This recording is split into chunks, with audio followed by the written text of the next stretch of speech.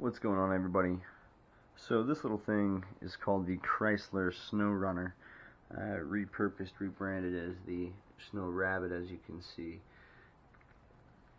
It is like a bicycle frame with a snowmobile track, two-stroke engine, and it looks like a ton of fun. I ended up purchasing one of these things off of an auction without ever actually seeing it, but it was stored properly. It came with an owner's manual. A lot of the parts look like they're in really good condition. I basically am just going to rebuild the carburetor, which I've taken off the carburetor that sits right there, and then as you can see here we have the little two-stroke engine that goes into the track, and that's basically just like a snowmobile track. It has tiny little paddles on it. There's an emergency pull rope that you can attach to your pull starter inside this little bar, and it's all disassemblable with these small little cotter pins. So I saw an ad, I saw it on the auction, and I looked up a YouTube channel video of it, and like I said, it was actually developed. The Marine Corps ended up putting out a bid for somebody to make a lightweight, disassemblable snowmobile, and wanted it to be able to be carried by an infantryman. So after I heard that, I basically had to get it. So like I said, I got it. A couple of things I need to do to it, and if you've ever had one of these things, or if you're interested in getting one because you saw it for sale, inside of the gas tank,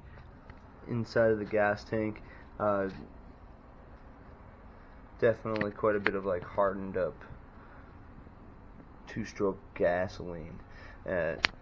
Contacted the owner of the company that you can still find original parts for this through a website called snowrunner.com, and I ended up ordering a gasket rebuild kit, a upgraded air filter, and a new gas cap. I leaned mine over and it broke the gas cap. There's a little vent on there that you need to have to regulate airflow. So I'll take you through the process of my rebuild and everything. So far all I did was take off the carburetor from the housing over there, and I disassembled the carburetor, and then I'm at the last point here where I can actually pull this needle set out.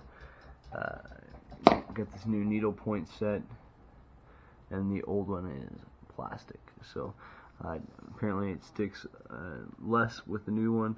And this little tiny nut right there, apparently I have to grind down a socket so it fits into that little hole, and then I can pull that baby out.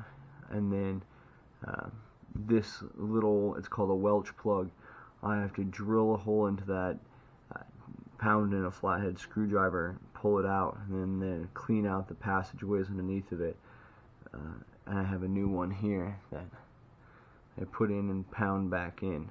So not very skilled in mechanics, but I'm going to go ahead and give this my best shot and see how it goes. Okay.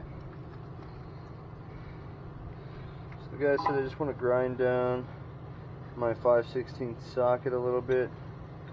It's definitely kind of sketchy, but we're going to go ahead and give it a go, see how it goes.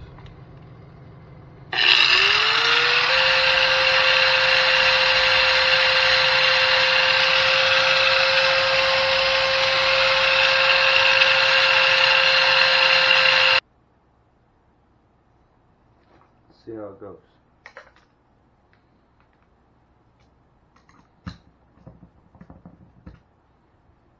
Yeah, it did work. It's coming out. So I didn't have to grind it very much. I just did a little bit, tried it, wasn't enough. Did it again. Let's pull this little pin out. So here's what I'm looking at, a little instruction manual. And there's the control lever the inlet needle, the inlet seat, the insert, and the gasket. I'm going to take those out real quick, and that's what it looks right there. Now, this is a little intimidating. Talked to the guy and he said, drill a hole through this tiny little silver plate. It's called a Welch plug. Drill a hole through there, then smash a flathead in and pry it out.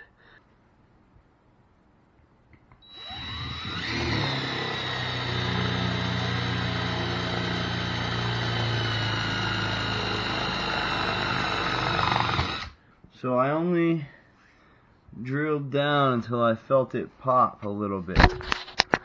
Once I felt that little hole pop, I quit. Like he said, you have to get a flathead in there and you have to pry that bullshit out. So see if I can't just... Oh, look at that, son! Or, wow, needle nose pliers.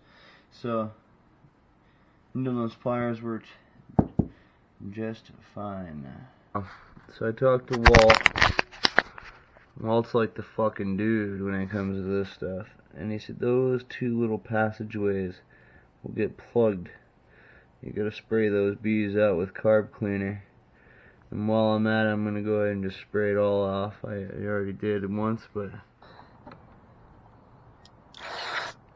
Ah!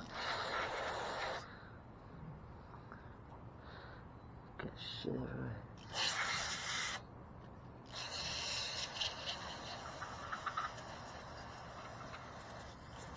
Yeah, learn from my mistakes. Maybe wear gloves.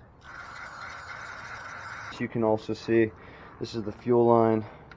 I had to take the fuel line apart. It's got quite a bit of just gunked up two-stroke gasoline in it. I tried using the VMP and naphtha already in it, and the VMP and naphtha did not work. And what Walt recommends is product called MEK. It's like methyl ethyl something. I'm gonna go pick up a jug of that bullshit, so I'll let you know how that works.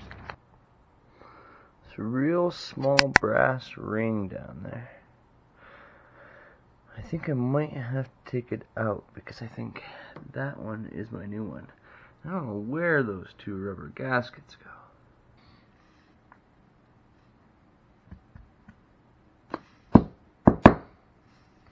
Aha. So again, stuck my needle nose down in there, and I got that little washer out. Looks like I have another one. I am going to call about these things here and figure out what's up with that. Alright, so I just got off the phone with Walt, and these little black gaskets on the rebuild kit are going to go behind these screws, and these cannot be mixed up. You see there's a low and a high. These are specific lengths, and we're supposed to count how many turns you're able to turn it in before it stops, and then we'll take it out all the way, and there is just a bit of shit on that, just a bit of gunk.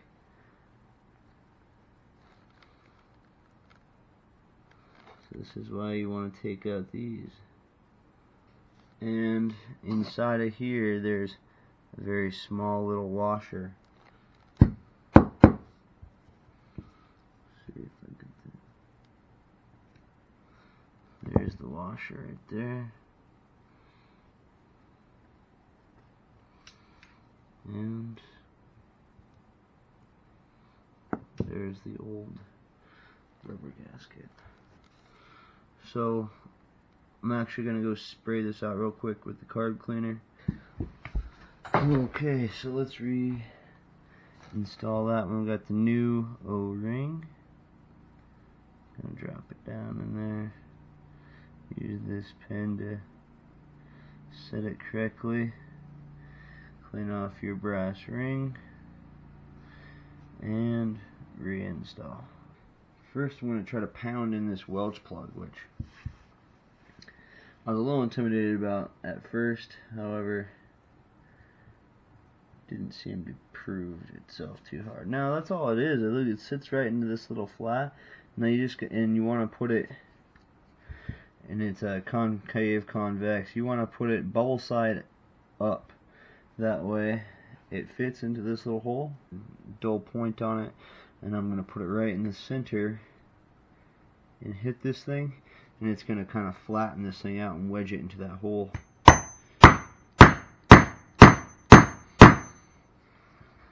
I believe that it probably does seal tightly. Okay, cool.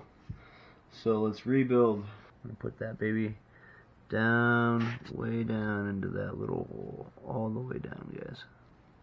Alright, so there's this little tiny green gasket in there. That is not supposed to come out, so you're supposed to handle this thing with great care, it says.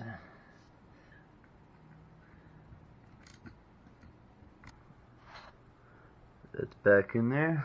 Now we take the new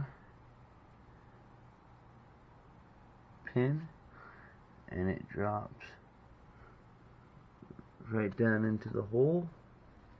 This is a new needle control arm. This is the spring. The spring goes underneath. There's a small little knob underneath of here. Spring sets right into it. Goes down. Spring sets in that hole. And I'll throw this control knob is set through the fulcrum pin. Stab this fulcrum pin all the way through the side of the carburetor right here, and you can see it kind of goes through some guide holes, and it'll go through this control lever through those holes and hold it down.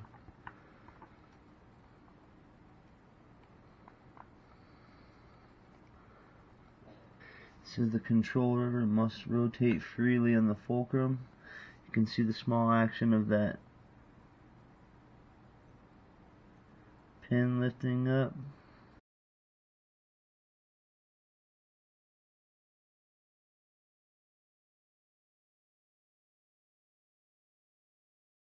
It's close to what I'm talking about.